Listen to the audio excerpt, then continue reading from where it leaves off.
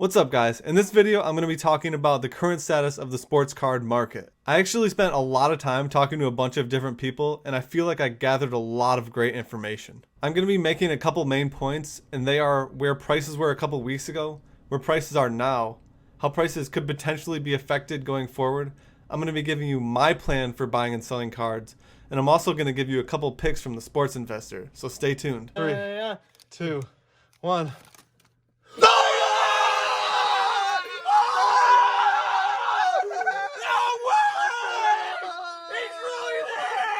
Sports card prices were moving like they typically do. Baseball prices were rising because the season was about to start.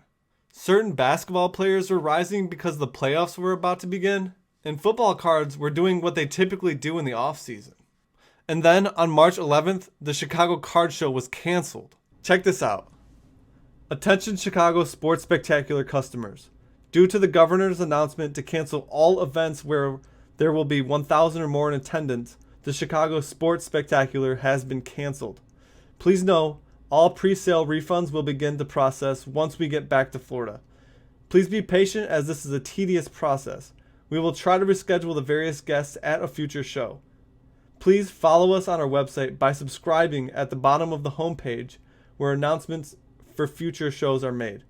It is an unfortunate circumstance, but we appreciate your support in this matter. The cancellation of the Chicago Sports Card Show was just a catalyst to a short-term drop in the sports card market. Shortly after the show was canceled, the lockdown was announced and prices started dropping significantly. Take a look at this LeBron James base rookie card, for example. On March 14th, one sold for $2,500, and then only 5 days later, it dropped almost $900 to $1,650. For Mike Trout, it's basically the same story. On March 13th, a base Mike Trout rookie card sold for $2,420. The only difference between his and LeBron's card is that it took a little bit longer to reach its bottom point. On March 21st, Mike Trout's rookie card reached its lowest point of around $1,500. That's almost $900 less than it was just 8 days prior. Now, I didn't take a look at a ton of higher end cards, but it seems like more sought after cards like Mike Trout and LeBron James were all down about 30 to 40%. Even mid-tier cards like a base Prism Zion Williamson were all down 30 to 40%. On March 14th, a Zion base Prism card was selling for around $180. Just a couple weeks later, on April 3rd, it reached its lowest point of just above $100. There's a couple reasons why the market took such a significant dip. One, it's because sports were canceled. And two, obviously because of the lockdown and people's uncertainty with the economy. People started listing their cards and not many people were buying, so the market honestly just plummeted. But, as you know, what goes down must come back up. Or something like that. I couldn't find the exact date, but around April 1st was when the government released their plan to try and stimulate the economy. As more and more people caught wind of this, the sports card market rebounded almost back to where it was before the lockdown and before sports were canceled. Let's take a look at a Ronald Acuna Topps Chrome rookie card, for example. I would consider this card to be more in the lower to mid-tier ranges, and it dropped more significantly than the higher tier cards. On March 14th, this Ronald Acuna card sold for just over $75. Then, during the dip, it dropped to just above $40. Fast forward to today, and it's literally selling for more than what it did before the downturn. Not all cards have rebounded this significantly, but a majority of them have, and there's some really good reasons. Just this week, the government direct deposited $1,200 into many Americans' bank accounts to try and stimulate the economy. Many people have taken this money and spent it directly on cards. This is the first reason why the market has rebounded so well. The second reason is because people in general just have more disposable income. People can't go to sporting events, they can't go to concerts, they can't go out to dinner, they really have nothing else to spend their money on. This holds especially true for people who haven't lost their jobs yet. The third reason why the market might be rising so much is because people are panic buying. They saw where the market was and noticed that it was starting to rise, so they wanted to buy before it was too late. The fourth reason that I could come up with for why the market is back to what it was before is because people are honestly just bored. I mean, I'm bored. I'm sure you're bored.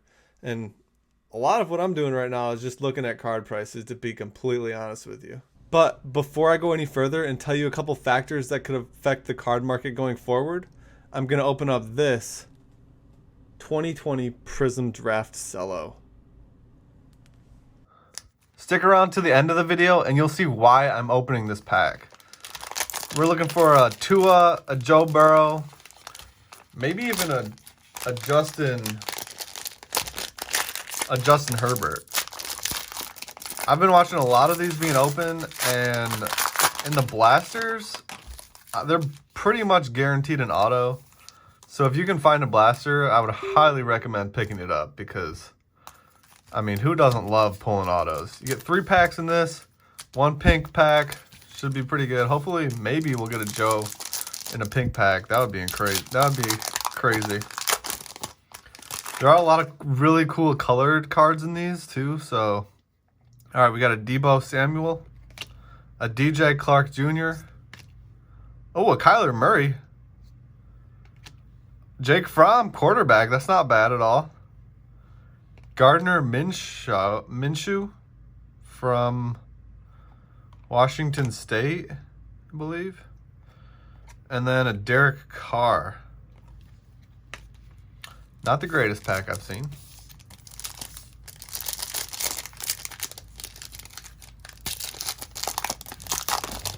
Pack number 2, we got an Austin Eckler. Oh, a Terry Bradshaw. That's a pretty cool looking card. Oh, there's a red one.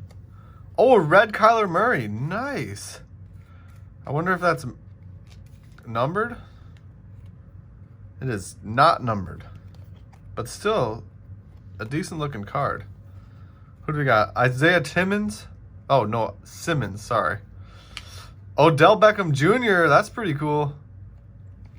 And then an A.J. Brown, nice. All right, here comes the pink pack. Oh, these are so tough to open, I'm not gonna lie. Come on, Joe. Joe Burrow. Ooh, these are beautiful. Keenan Allen, Tony Pollard, and a rookie of Trayvon Diggs. I think that's one of the better ones you can pull. But I could be wrong. Well, let's get back to the video. Alright, that was exciting, but it's time to talk about a couple factors that could affect future prices of the sports card market. First, the most important and biggest factor that could affect card prices is whether or not the lockdown will be lifted.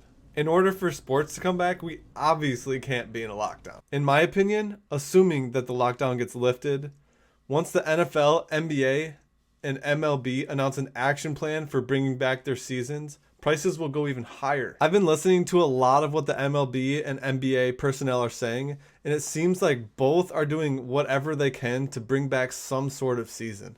The MLB has been talking about at least starting their season at spring training facilities in both Florida and Arizona. For the NBA, they've been talking about having their season continued somewhere in Las Vegas. Even the NFL is innovating. They're going to have some sort of virtual. Along with the lockdown being lifted and sports coming back, another main factor that plays a huge role in sports card prices is whether or not Topps and Panini will open up their factories when the lockdown. This has more to do with actual sealed boxes, but since Topps and Panini shut their factories down, prices of sealed boxes have gone up by a huge percentage. For example, Topps Tribute was the last release that Topps had before they shut their factory down. On April 9th, a hobby box sold for $278. Then, just yesterday on April 15th, a box sold for $405. So what could possibly make the market go back down? Well, if the lockdown gets extended, then seasons will be canceled, and honestly, our entire economy will kind of be destroyed for a while, so. But, personally, I am optimistic on how our country has been treating all of this, and I do believe that some sort of MLB and NBA season, and definitely the NFL season, will be back. Please don't take my word for it and do your own research, but I am pretty confident that we will see some sort of sports by at least the end of the year. Hopefully by the end of summer.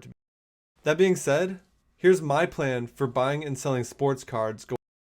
My plan is to sell most, if not all, my lower end PSA 10 cards, so anything lower than about $100 I'm probably going to be listing on eBay soon. This is because cards in this price range have a bigger buying pool, so naturally there's going to be more demand. and that's why prices have gone up so much more than higher tier cards. That being said, I'm going to take the money that I make from my lower tier cards around under $100 and start putting them into higher tier cards between $200 and $500. I actually had a conversation with the sports investor and asked him who he thought were the best cards to buy between $200 and $500.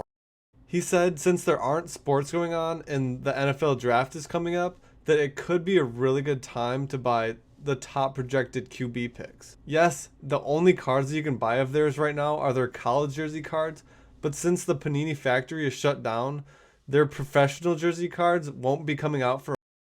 My final thoughts on the current state of the sports card market are pretty simple. I think that it's going to stay fairly stagnant and prices are going to stay between a certain range, at least until sports come back or some sort of action plan is released for the seasons to start back up again. I really appreciate you guys taking the time to watch this video. It took a lot of time for me to make, honestly, the last couple days, and that's why I haven't been uploading. I really would appreciate your feedback on this video. Tell me what you thought about it.